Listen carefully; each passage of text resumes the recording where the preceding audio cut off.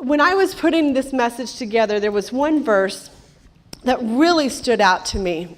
And it was the very last verse of this passage. And I want to read it to you right now. And this is found in Luke 18, verse 8. And it says, "When the Son of Man comes, will he find faith on earth?" And when I read that, I was really, really challenged, because I thought, when the Son of Man comes, will he find faith on earth? And this is Jesus asking this question to his disciples. When I come, will I find faith? And I just began to ask myself that question. Michele, will God find faith in here? And so this message really just kind of spoke about what God is saying to me, and that's why I want to share it with you this morning. And it starts in Luke chapter 18, this is a parable of the persistent widow.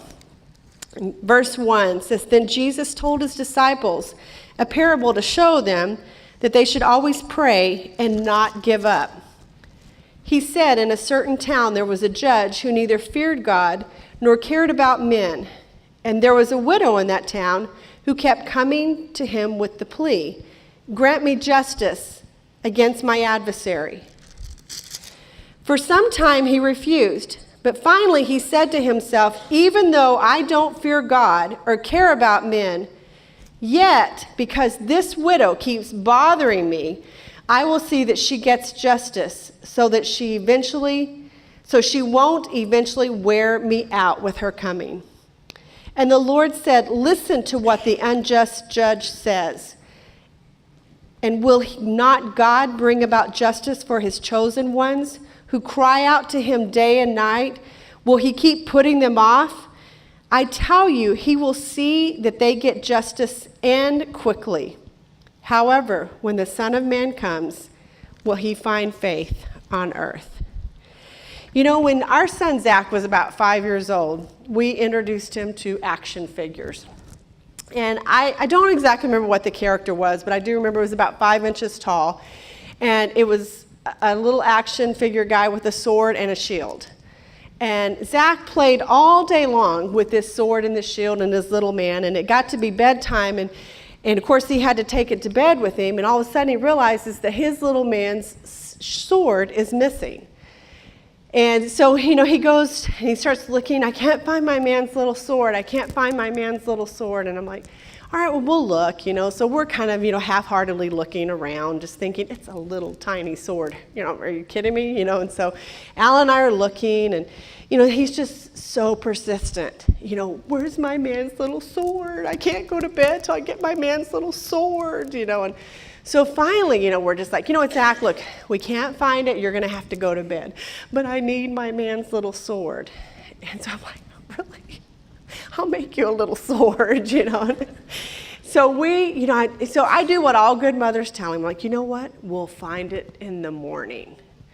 Thinking that, he's going to go to bed 10 hours later, he won't even think about that man's little sword. No, not this son. He wakes up the next morning, the very first thing out of his mouth is, "Did you find my man's little sword?" "Yeah, I was up all night, scouring the house for that thing, And I'm like, "Well, no, I didn't." And he's like, "But Mom, I got to have my man's." I'm going to tell you, life did not continue until we finally found that man's little sword. And, it's funny thinking about that story. Zach taught me something about persistence, because he got my attention with his persistence. Because I realized that there was going to be no rest in that household until we found that little 1-inch sword that belonged to that little man that he needed to go along with his shield. That life was not going to be right or justice wasn't going to be served until we had that little sword. And let me tell you, Al and I, down on our hands and knees, finally found that man's little sword, and we learned a big lesson that day. We taped everything to the hands of that little man. No, it was really just a lesson of the fact that, it was important to him. Maybe it didn't mean anything to me, but it was important to him. And his persistence paid off, because we realized that we weren't going to be able to move forward until we were able to solve this problem. And in life, we relate to that a little bit. We can relate to what this woman was going through. There are times in our lives that there are things that we cannot fix, that we cannot solve, and it's times that we have to sometimes go to that higher authority. You know, as Zach realized he wasn't going to be able to do this on his own, so he went to the people that he knew could help him find that man's little sword. He went to his mom and dad. And there are things in this life that we're going to face, that we go through, that we cannot fix. That we do not have the answer. We do not have the authority to change. But there is one that does.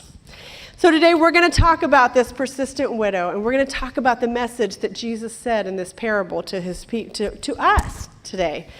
And it's funny, when you look at this parable, Jesus is talking about two people. And one, the widow who was seeking justice from her adversary. And it's funny, when I was studying, this message and kind of looking up persistence, the only reference to persistence in the Bible really is when it comes to talking about this woman, the widow. So I figured, you know what? There must be something to be said. It's a woman. We better stop and take a listen, because she's got something good to tell us here today. So, but the second person was the judge, who didn't fear God or cared about what people thought. And in verse 5, he says, "Because this widow keeps bothering me, I will see that she gets justice, so that she eventually will not wear me out." It's funny, if you look in another version, it's of the Bible, I think this is New King James Version, it says, "I will see that she gets justice so that she won't eventually come and attack me." Well, I don't know about you, but that sounds a little like she's got a little crazy in her. And I want to tell you right now, I got a little crazy in me too. My sister told me years ago, she said, there's these little hairs on the back of your neck, and you don't know they're there until someone messes with your kid. And when someone messes with your kid, it's like you become like this bear. And I'm going to tell you something. I remember the first time that someone messed with my kid. Man, this mama went down to that school, and I was going to give somebody what to and wherefore and tell them. Let me tell you, I was ready to go to battle, because nobody was going to mess with my kid. So I got a little crazy in me too. And I don't know what her problem was, who her adversary was, but I have a feeling it had something to do with her kids, because she was really getting a little crazy. This judge thought she was a little crazy. Well, persistence is continuing firmly in a course of action in spite of difficulty or opposition. You see, this woman was having problems with her adversary.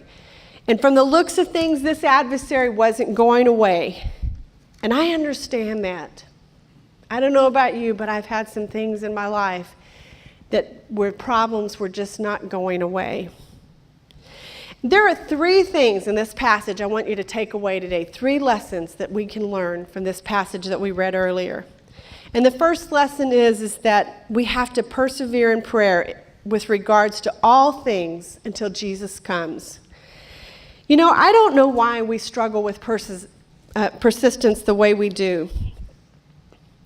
You know, persistence, we just defined it as being continuing firmly in a course of action.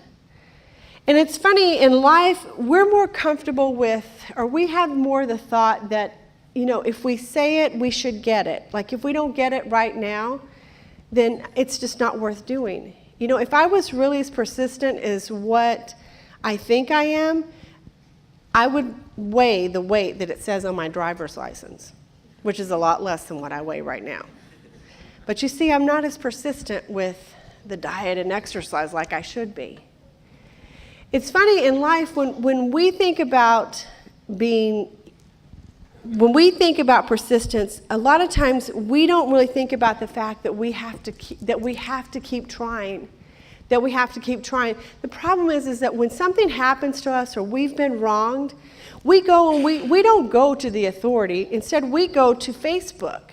And we write on there, "Oh, my day, it was so terrible. You're not going to believe what happened to me. Hashtag, I hate my life." Or hashtag, I hate my adversary. That's the way that we solve our problems. That's the way that we think that we're going to get some answers to our life.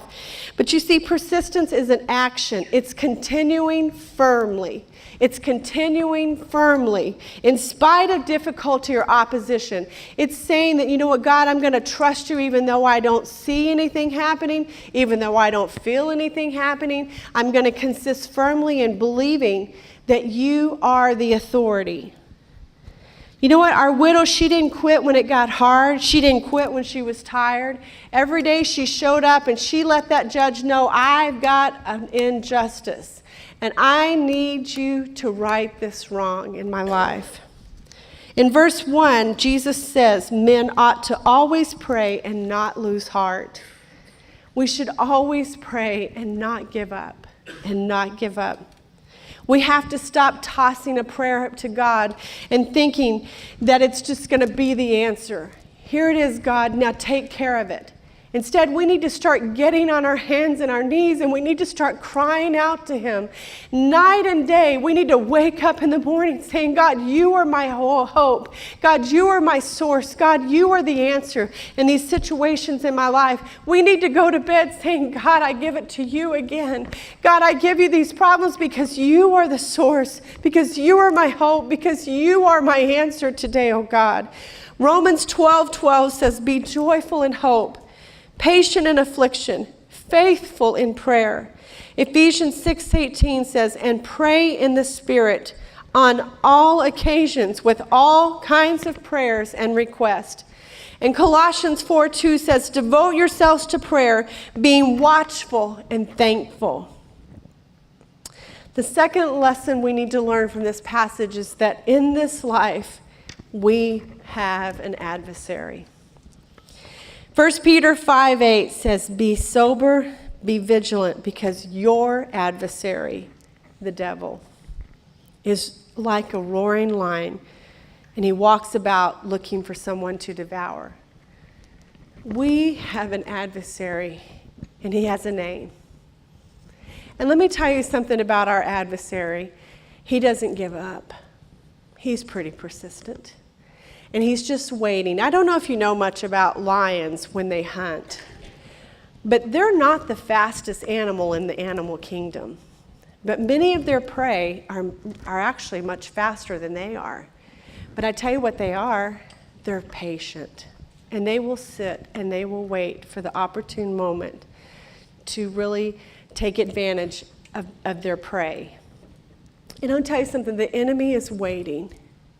You know what? He's going to give you your days. You're going to get those days where, man, you just killed it at work today. You just crushed it. You just had a great day, and you come home, and dinner's on the table, things are going great, life is going good. And, you know, he's just going to give you those days. But let me tell you something. There's days that he is just waiting. He is waiting patiently for those moments in life when things don't go quite as planned. And he's there to remind you, really? Is God as faithful as what you thought he was? Is he really as good as what you've claimed he is? He's there to accuse God to us. He's there to make us doubt. He's there to question us to question God in our suffering. He's waiting patiently. He is hiding in the bushes, waiting for the opportune time to come at you and say, really? Was he really there with you? Why did all this happen? Why do bad things happen? He's there to cause us to become doubtful in our faith. He's there to put us in a place where we begin to question the God that we love and we serve. We have an adversary, and his name is the devil. You know, our widow, she recognized that she had an adversary, and that she could not battle this adversary alone. And so she went to the one that she knew could change. And the third lesson I want you to take away from this passage today is that prayer can protect us from the evil one. Prayer can protect us from our adversary.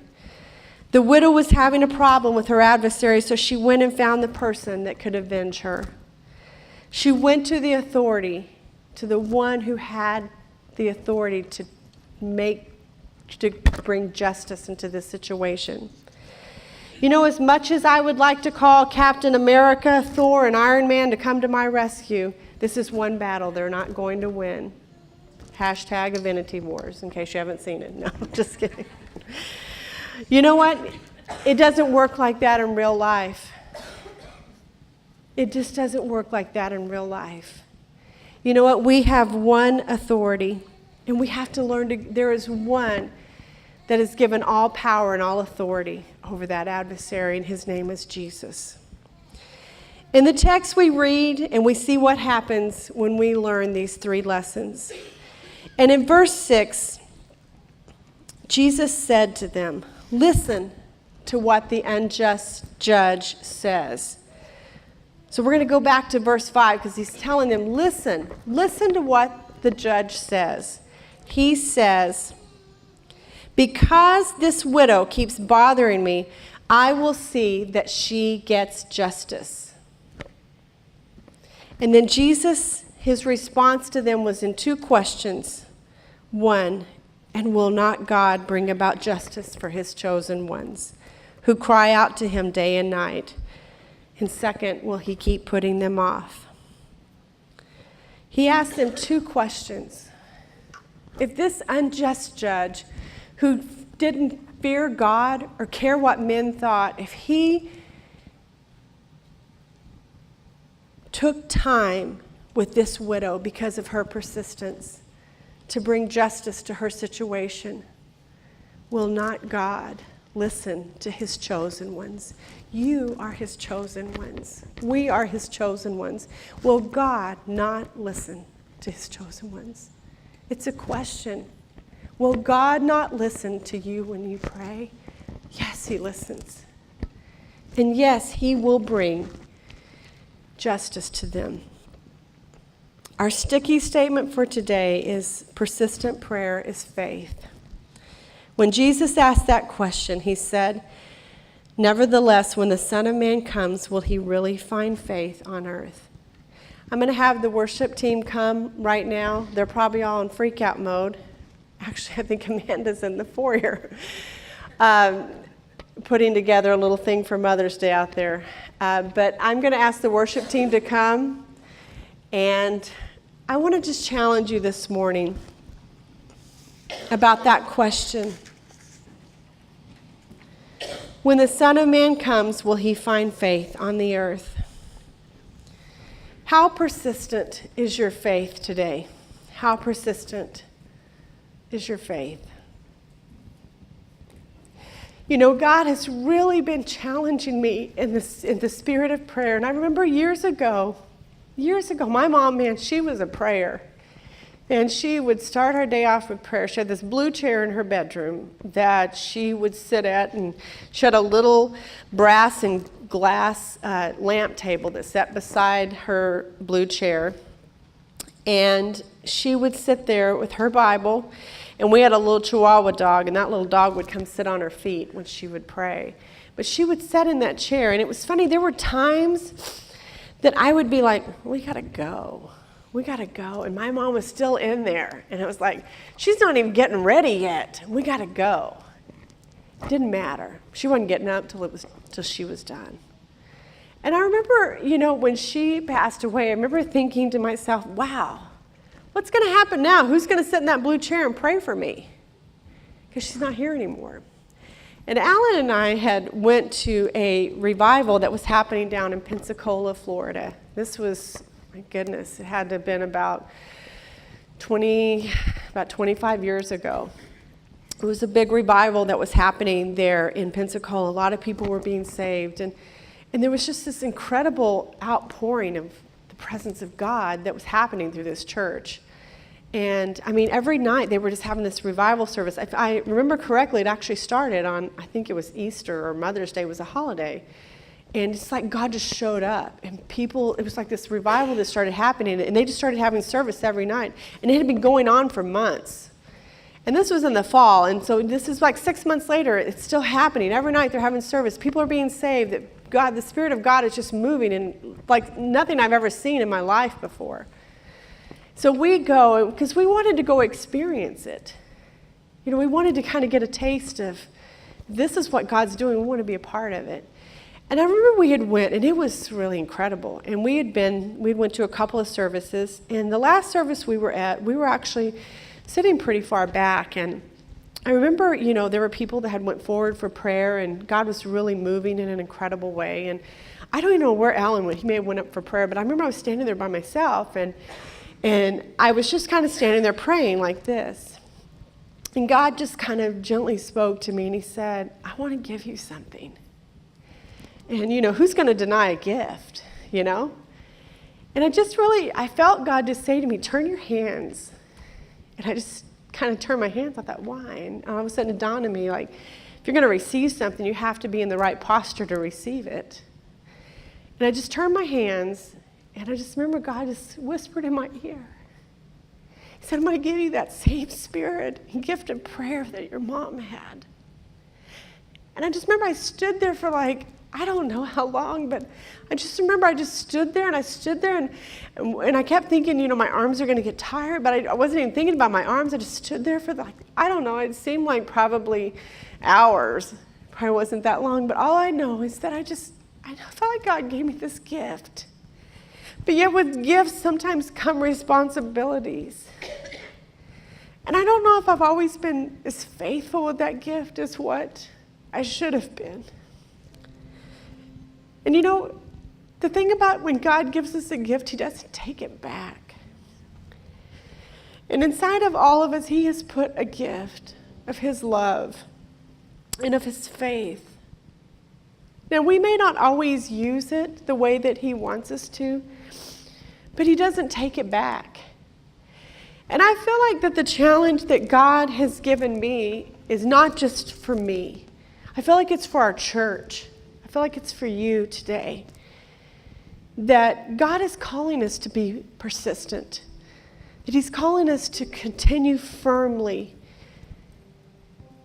regardless of the obstacles that are going to come our way. That he's calling us to not give up. He's calling us to pray and not give up. He's calling us to let him be that authority in our life that can crush our adversary. But this morning, I just feel like we're at this place where we come and good things happen on Sunday morning. I don't want good things. I want great things.